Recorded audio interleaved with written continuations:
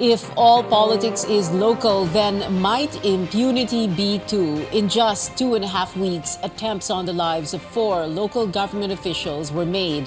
February 17, Saturday, the governor of Lanao del Sur ambushed as he was traveling from one town to another. February 19, the mayor of Appari, Cagayan, gunned down while he was on the road in Nueva Vizcaya. February 22, the mayor of Datu Montawal town in Maguindanao del Sur ambushed here in Metro Manila. And last Saturday, March 4, the governor of Negros Oriental shot to death in his own home.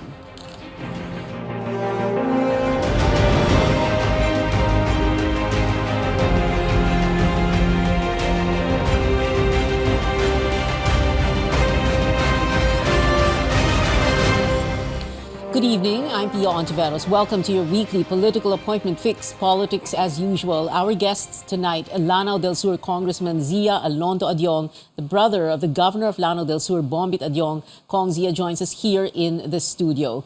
The chief of police of the town in Nueva Vizcaya, where Appari, Cagayan Mayor Romel Almeida was ambushed. Police Major Oscar Abrogena of the Bagabag Police Station joining us by telephone a little later on in the show. The district director of the PNP's Southern Police District, which has jurisdiction over Pasay, where Datu Montawal, Maguindanao del Sur Mayor Datu Montawal's convoy was waylaid by armed men. Police Brigadier General Kirby John Kraft joins us by telephone. And the spokesman of the Police Regional Office 7, which has jurisdiction over Negros Oriental, whose governor, Roel de Gamon, was killed last Saturday. Lieutenant Colonel Gerard A. Spelare joins us via Zoom. Good evening, gentlemen. Thank you very much for being with us on the show tonight. Well, let's begin with this. It doesn't, all these killings, these ambushes, they don't have to happen exactly in your localities. Sometimes we can say, I guess, killers cross boundaries, hired assassins cross boundaries. I wanted to ask that first of Major Abrogena, but he's not on the phone yet right now, no? But, well, let's speak first to General Kraft, Kirby Kraft, the SPD, Southern Police District Director. General Kraft, Mayor of Datu Montawal in Maguindanao Sur, pero dito na ambush sa Metro Manila. How is that possible? How do things like that happen? Ma'am, sa tingin po namin, ma'am, isolated cases lang po yung kay Mayor Montawal. Dahil hindi naman po siya malimit sa Metro Manila, kundi umattend lang po siya ng League of Mayors po dito sa may Manila Hotel nung gabi na yun po. At lumalabas din po sa investigasyon namin na talaga pong meron pong nag-abang po, nagbantay po sa kanya hanggang makalabas po siya ng hotel at nasundan po siya. May nag-abang because like you said, minsan lang naman siya nandito sa Metro Manila pero dito pa siya na timingan, no? Like I said a while ago, I wanted to ask Major Abrogena also because the Appari Cagayan Mayor Romel Almeida was killed in Nueva Vizcaya, another province, but we'll get to him in just a bit. In the meantime, also, kanina, so just a while ago we said doesn't have to happen in your locality, but at the same time, sometimes politicos are fair game in their own areas, in their hometowns, right? Kong Zia, your brother was ambushed there in your province. Yeah, that's what correct. happened, and why did this happen? Well, if you ask us personally, we don't know the motive. The family was very well. We are all surprised when that happened. Even not only our family, but even our constituents. Nobody really believed that Governor Bombit Adyong is actually a target at first. That's why you have the issue of mistaken identity, no? Kasi if you go to our locality, we don't have any Rido. Rido is yes, clan feud, no? So we don't have any Rido, and there's no immediate threat against the life of the governor. There was no report. The reason why he was actually the reason why the damage of the ambush and the ambush that took place that killed 4 of his escorts, it's because he was not riding a bulletproof vehicle. He was just riding an ordinary vehicle, no? it just proved to say that he is very comfortable moving around. He feels safe. And so when that happened, everyone was surprised. Up to now, we're actually trying to figure out if the ambush, if he was indeed the target, what would be the motive? And we're having a hard time establishing that. Kasi we don't see any direct threat against him. We have no enemies. Well, if you're a politician, you're constantly under threat, sabi nga nila. But politics is just about it. After election, we go back to being friends. And that's really is in Lanao del Sur. So we don't see any reason why, and we were shocked, why my brother had to, what he experienced actually was a product of a direct threat against his life. But he's all right now, no? Well, Wala na siya sa thankfully, ospital. alhamdulillah, he's okay. He's recuperating with his family now in Cagayan de Oro. Okay. And his injuries sustained are not that serious, right? It's not that serious, but he had to undergo minor surgery when he was brought to Cagayan de Oro Polymedic Hospital because they needed to remove the slug. And so that's the only thing actually that worries us at that point in time when he was in transit to Cagayan de Oro from Kalilangan, because he was first brought to Kalilangan Hospital. That's the nearest hospital from the ambush site. And so when he was in transit going to Cagayan de Oro, we already knew among his companions in the vehicle that he got shot, but we don't know exactly where, which part of his body got shot. And so when we learned that there was a gunshot wound, I think below the hip, and immediately the doctors decided that they needed to remove the slug. But other than that, he was Hindi fine. tumagos ang bala. Hindi tumagos ang bala. Sabi nga niya, nagbibiro nga siya. Sabi niya, may advantage din yung medyo may katabaan kasi hindi mo na kailangan ng bulletproof. So that's how, even while in transit, he can communicate. He was already stable. Yun nga lang, kailangan talaga tanggalin yung bala. Okay. Colonel Ace Pelare, who is spokesman of Police Regional Office 7, which has jurisdiction, like I said, over Negros Oriental, joining us also on Zoom, right? Yeah. Colonel Ace, itong politicos are fair game in their areas also, no? Parang dalawa lang yun eh. If there is an attempt to assassinate them, it's either their area or outside of it. So ito nangyari sa Negros Oriental at sa bahay pa mismo at pinapasok pa yung mga armado. Yes, ma'am. In our investigation, this is a well-prepared attack against the governor. The assassins were highly trained and obviously they know what they were doing. Nag-conduct po sila ng surveillance, casing before they committed this crime. So, and in our investigation po, ma'am, these assassins were coming from various places. Most of them are from Mindanao. Who went to Negros Oriental to perpetuate this crime, very gruesome crime. Right now, ma'am, yung SITG or the Special Investigation Task Group has already filed or forwarded the complaints to the DOJ, and in fact, 2 of the arrested suspects. May na-arrest kasi tayo na 4 suspects immediately after the incident. Yung dalawa po already committed that they will be helping or they will cooperate. They have executed extrajudicial confessions, and there is now an ongoing assessment if they can be state witnesses. So practically, ma'am, alam na po natin yung kwento nito, and we are just filing that we could file more cases against those unidentified suspects. Colonel Ace, itong extrajudicial confessions ng dalawa sa mga suspect, ito ba yung isa doon na sinasabi ni Justice Secretary Boying Remulla na merong admission na merong video conference na nangyari doon sa mastermind? Yun na po ba yun? Yes, one of the those who executed extrajudicial confession stated that in his affidavit. And this video conference happened when? Isang beses lang po ba yan or several times? And video conference talaga, yung nag-mastermind humarap sa kanila, ganun kalakas ang loob? that was the thing that that was shared by the one who confessed, ma'am, no, in his judicial extrajudicial affidavit, among with other very substantial information that he has shared sa kanyang affidavit, detailing a blow by blow account of what happened before, during and after the shooting incident. Kilala ba itong sinasabing mastermind?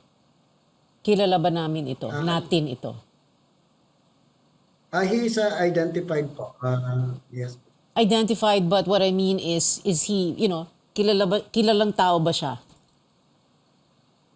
I'm afraid I cannot. I am not at liberty to Okay. divulge information right now until the cases are filed.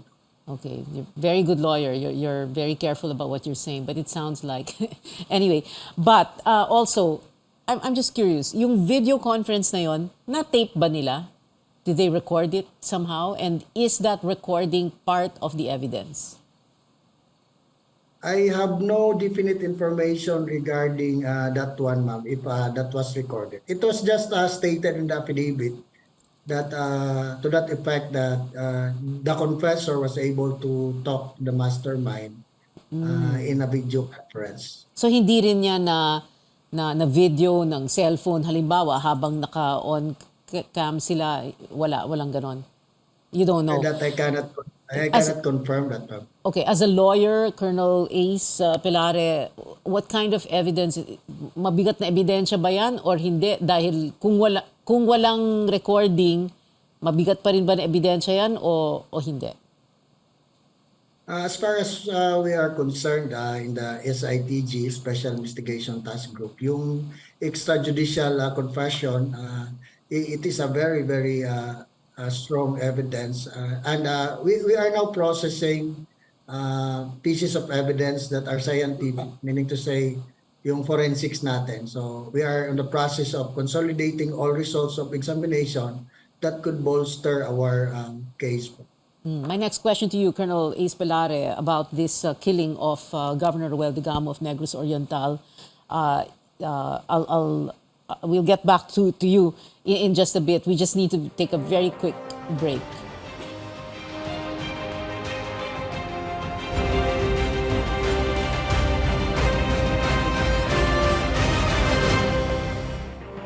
Welcome back. This is Politics as Usual. We're talking about these series of attempts on the lives of 4 local government officials. Still with us here in the studio, Lanao del Sur Congressman Zia Alonto Adyong. Joining us by telephone, Police Brigadier General John Kirby Craft of the PNP Southern Police District here in the NCRPO, and Lieutenant Colonel Gerard Ace Pilare, who is the spokesperson, the Police Regional Office 7, which has jurisdiction over Negros Oriental. General Craft, I wanted to ask about the case of the ambush on Datu Montawal, Mayor Otto Montawal. Let's talk about the update on the case and suspects. Itong mga ito, hired guns po ba ito? Hired assassins? Ma'am, yesterday we have our second SITG Montawal Conference na yung several units po nag-present na po ng mga evidence collected. So, meron po tayong mga CCTV footages na maaari na pong makatulong sa darating na panahon na maaaring ma-identify na po natin itong gunman at itong mga tipster po. Kasi ang pinagtataka po natin po kasi nanggaling po siya ng Manila Hotel. So, sinundan po siya at nagkaroon lang po ng pagkakataon dito na po sa boundary po ng Pasay City. Kaya nangyari po yung insidente sa may Pasay City po. Okay, when you say you have CCTV video, so nakikita yung mga mukha nila. And the tipsters or there are informants who are able to identify them? Ma'am, ganito na lang po ma'am. Meron po tayong mga CCTV footages na hindi pa rin po natin maibigay sa atin ng concerned establishment. Siguro po dahil po sa Privacy Act. So, pero ginagawan po natin ang paraan po yun para makuha po natin yan. So, yun lang po ma'am, siguro yung masasabi ko po sa ngayon po ma'am. These establishments are in that area where the ambush took place? Opo, They're not magsimula giving po it tayo sa pinagmulan. in spite of the fact that this is a criminal investigation? Yes po, ma'am. Ganun po talaga, ma'am. Mahigpit po yung ibang mga establishment po. Hindi po sila basta nagbibigay ng CCTV footages. Pero criminal Kailangan pa po investigation po ito, hindi po ba? Yes, ma'am. Totoo po yan, ma'am. Yun nga po, medyo nakatali po yung kamay po natin dyan. Sana may patas po tayo na basta may mga ganyang investigation na involving criminal activities, dapat binibigay na agad nila yung CCTV footages. What are Pero these? hindi po ganun, ma'am eh. Yeah, what are these establishments? Ma'am, hindi ko na lang po, ma'am, sasabihin, ma'am, siguro, continuous naman yung cooperation namin. So, legal process lang yung ginagawa namin. So, maibibigay din naman siguro nila yun within the next week, ma'am. Okay, but these men are as far as you know, as far as the investigation shows, are hired assassins. So, hindi pa natin alam kung sino nag-mastermind, and therefore, we're not sure yet about motive. Ganun po ba? Yes, ma'am. Kasi, ma'am, si Mayor po mismo, Montawal, yung biktima, wala po siyang masabi na mayroon po siyang kaaway na o maibigay niya na maaring suspected niya na maaring gumawa nun sa kanya. Kasi sabi niya nga po, pumunta lang siya sa Metro Manila para umattend po nung Mayor's League. Okay, so posibleng hindi political rivalry ang dahilan nito. There could be Ma'am, something wala pa else. po tayo sa ganong, Wala pa. kasi wala pa pong masabi po si Mayor, ma'am. So, continuous po yung cooperation natin kasi sa ibang lugar po si Mayor. So, continuous din po yung coordination natin sa Maguindanao del Sur, doon sa Provincial Director doon, at saka po sa Chief of Police doon po sa bayan ng Montawal. Nang sa ganon, makakuha pa po tayo ng maraming impormasyon na maaaring makatulong po sa solusyon po nitong kasong ito. All right. Well, let's go back to very quickly to Colonel Ace Pelare, who is spokesperson of Police Regional Office 7, tungkol nga itong sa sa killing ni Governor Ruel Digamo. Kanina nga, like we said, binanggit na nga na sa isang extrajudicial confession ng isa sa mga suspect na merong nag-video conference pa sila with the so-called mastermind. I wanted to ask, since ang pinag-uusapan dito, Colonel Digamo, doon sa isang kaso, yung sa mayor ng Datu Montawal, no, ng Maguindanao del Sur, kung political rivalry po ba ang dahilan behind this killing of Ruel Digamo? Since the start po, intense political rivalry is one of the directions that we were pursuing po. When you say intense political rivalry, with who? With which family? I asked that question because a day or two ago, Arnolfo Teves came out with a video, disclaiming any responsibility and talking at length about how the investigation was going. Since the start of the investigation po, among with other motives, yung intense political rivalry is really one of the directions that we're pursuing. Right now po, I will not give sensitive information po that would derail the investigation until cases are filed. Okay. However, it just so happened, para bang na-timingan naman na ang CIDG, according to reports, filed cases against Mr. Teves for killings in 2019. May kinalaman ba ito doon sa pagpatay kay Governor Digamo? We have monitored that report po, ma'am, na may na-file na kaso. But we believe that it is a crime that was committed in 2019. And not for this one. Okay. So just a while ago you said intense political rivalry is one of the angles that you're looking at, possible motives, no? So if you are looking at that, are you investigating the angle of involvement of any other local politician in Negros Oriental in this killing of Ruel Digamo? Local politician. Everyone and everything po is being considered in the investigation by the Special Investigation Task Group. Did you see, is the Special Investigation Task Group looking at that video of Arnulfo Teves? Yes, we have monitored it po, and we have considered it in the conduct of our investigation, along with other angles po. You have considered it in the conduct of your investigation. Why? Because everything po, as I've mentioned, lahat po ng anggulo that would probably be attributed to the killing of Governor Digamo was taken seriously by the Special Investigation Task Group. All right. Congressman Zia Alonto Adyong is still here with us in the studio. He's the brother, younger brother Yeah. of Governor Bombit Adyong, who was ambushed, although survived in Lanao del Sur. Kong Zia, no, ang pinag-uusapan kasi dito yung mga political rivalry, no?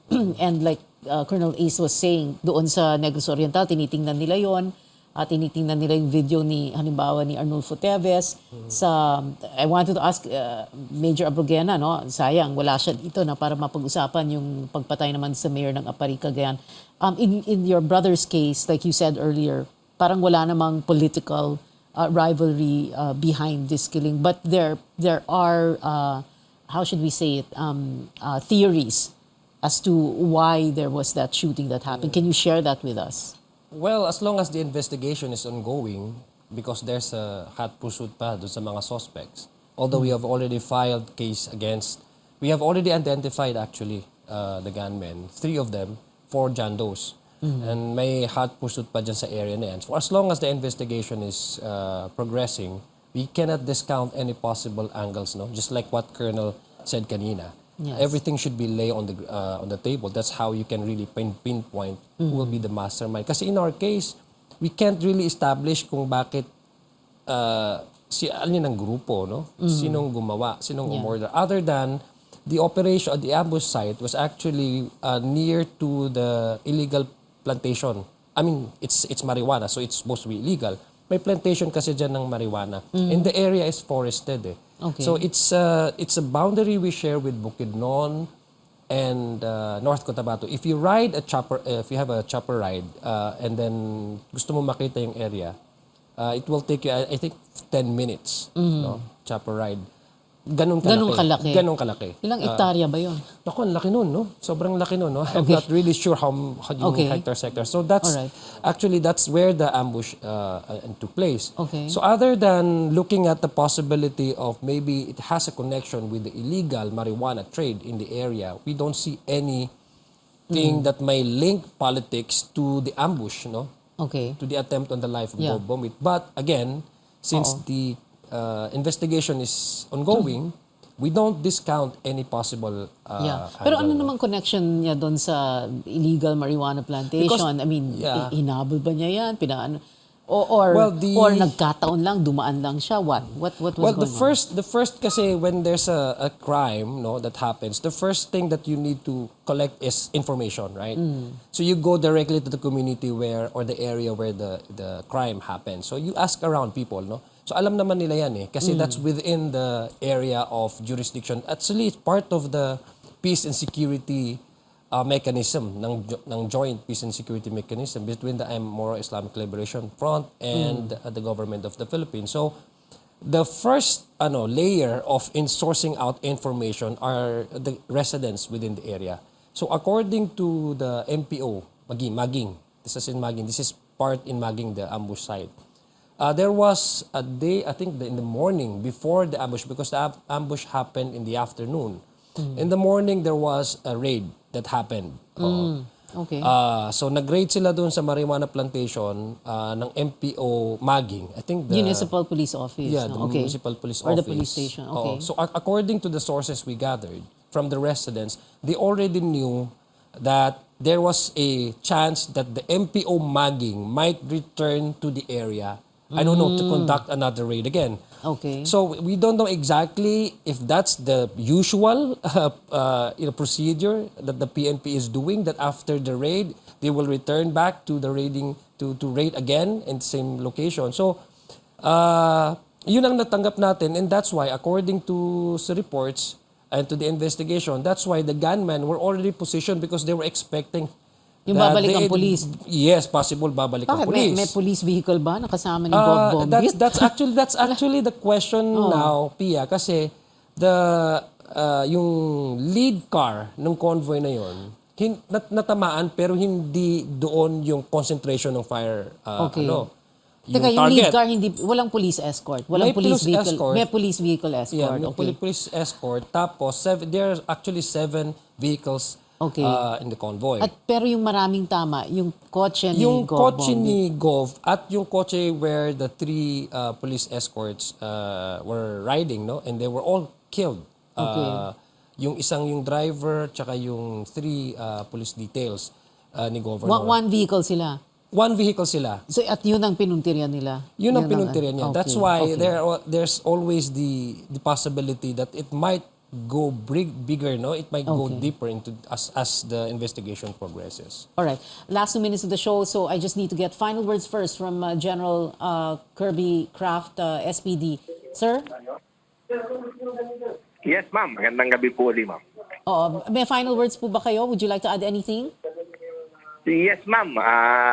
Yun pa, yung pong nangyari po kay Mayor Montawal mo sa Pasay City area po, ma'am, kung sino po yung may mga CCTV doon sa area pong dinanan po ng sasakyan nila, hinihingi po namin yung kooperasyon po nila. Na tumulong po sila nang sa ganun po maaga po nating masolusyonan tong kasong ito.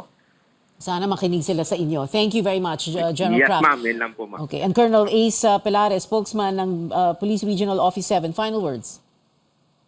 Thank you po. No, while we are very sad and we are very sad of the incident, no, we assure the people of Negros Oriental that the SITG and the Police Regional Office 7 has already acquired substantial information. We are near the completion of our investigation, and we assure you that justice will be delivered.